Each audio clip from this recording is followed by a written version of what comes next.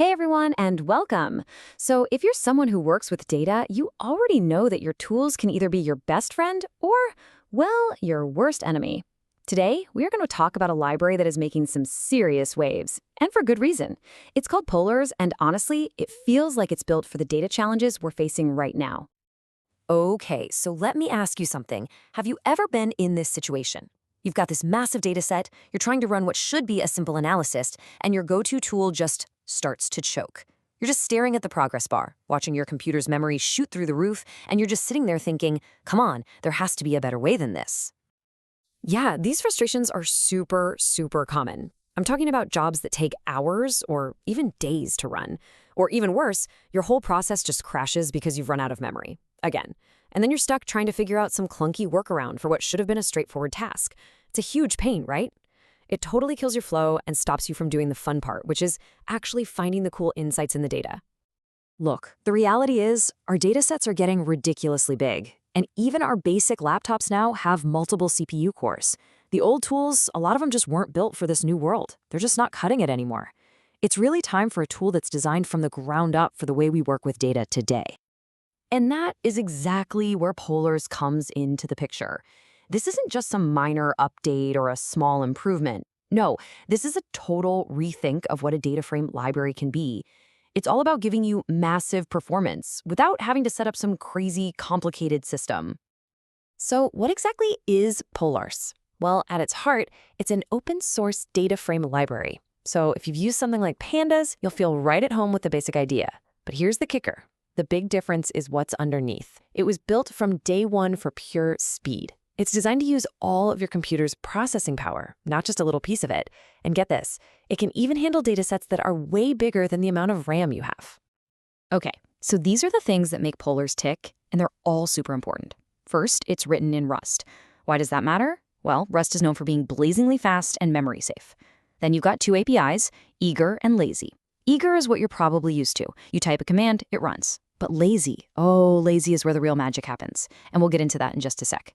It's also built for parallelism from the get-go, and it uses something called Apache Arrow for memory, which is just incredibly efficient.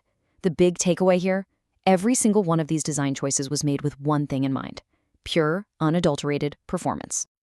All right, so how does it pull all this off? Let's pop the hood and see what's making this thing so darn fast. This right here, this is one of the biggest game changers. Think about it. A lot of the tools we've been using for years are mostly single-threaded. That means they're only using one of your computer's brains, one CPU core at a time. It's like trying to build a house with just one person.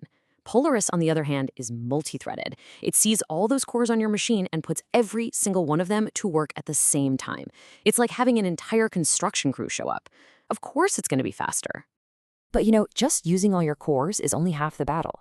The real superpower, the thing that makes Polars truly special, is its lazy query engine. This is what elevates it from being just fast to being, frankly, mind-blowingly efficient.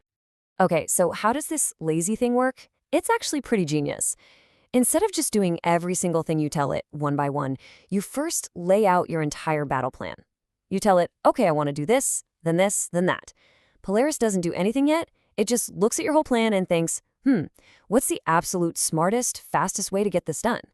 It's like a brilliant GPS that finds all the shortcuts before you even start driving. It might reorder some steps or combine others. Then, and only then, when you give it the green light, it executes that super optimized plan at lightning speed. Okay, so we know it's fast, but how does it really compare to the other big names out there? Let's put it head-to-head with the tools you're probably already using. All right, the big one. Polars versus Pandas. As we've talked about, parallelism is a huge difference. Pandas is mostly stuck on one core, while Polars uses them all. Then there's query planning. Pandas is eager. It just does what you tell it right away. Polars gives you that lazy option, which is a massive win for optimization and memory usage. And speaking of memory, Polars is just way more efficient with big data. Now, let's be fair. Pandas has been around forever and has a huge ecosystem. But man, the Polars ecosystem is growing at an incredible rate. So what about the other players? Well, think of it this way. If your brain thinks in SQL and you're working with files, DuckDB is an absolutely fantastic choice. But if you're living in Python and want to manipulate data frames programmatically, that's where Polars really shines.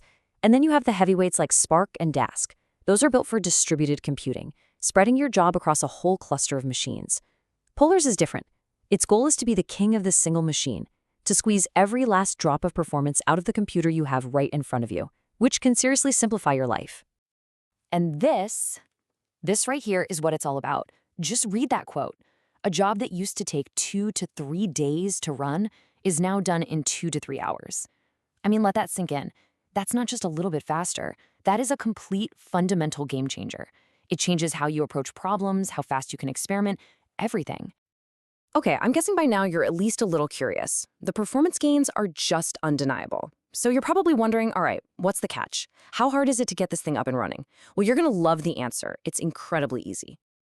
Seriously, that's it. One line in your terminal. Pip install Polars. Bam, you're done. It doesn't get any easier than that. And for anyone out there with tons of existing pandas code, check this out. This is probably the best part. You don't have to throw away all your old work. Polars plays nice with pandas. You can literally convert a pandas data frame to a Polars one in a single line. This is huge. It means you can start using Polars for the heavy lifting parts of your code without having to rewrite your entire project from scratch. Now, if you want to really tap into the full power of Polars, here are a few pro tips. First, anytime you're stringing together a bunch of operations, use that lazy API we talked about. That's where the biggest performance gains are. Second, always think in columns, not rows. Instead of looping through your data one row at a time, try to apply your operations to the entire column at once. It is so much faster. And finally, if you can, use file formats like Parquet. They're built for speed. And for those truly monster datasets that won't even fit in your RAM, look into Polar's streaming API. It can chew through that data piece by piece without crashing. All right, let's wrap this up. What are the key things you absolutely need to take away from all this? Let's go back to that wild quote from earlier. This is what that looks like visually. Going from 60 hours of waiting down to 2.5. When you see it laid out like this, it's just staggering. The scale of the improvement is just on another level. It's absolutely transformative. So why should you care about any of this? Because it's not just about numbers on a benchmark. Faster performance means you spend less time waiting and more time actually thinking about the data. Better memory usage means your programs don't crash halfway through a big job. And having this much power on a single machine means you can tackle bigger and bigger problems without needing to become an expert in complex cloud infrastructure.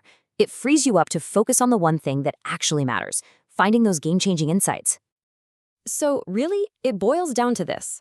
Polaris gives you power. It helps you work faster by just obliterating those performance bottlenecks, and it helps you scale smarter by maximizing the power of the machine you already own. And so I want to leave you with this one final question to think about. Just imagine for a second. What could you build? What could you discover? What problems could you finally solve if your data tool was never the bottleneck again?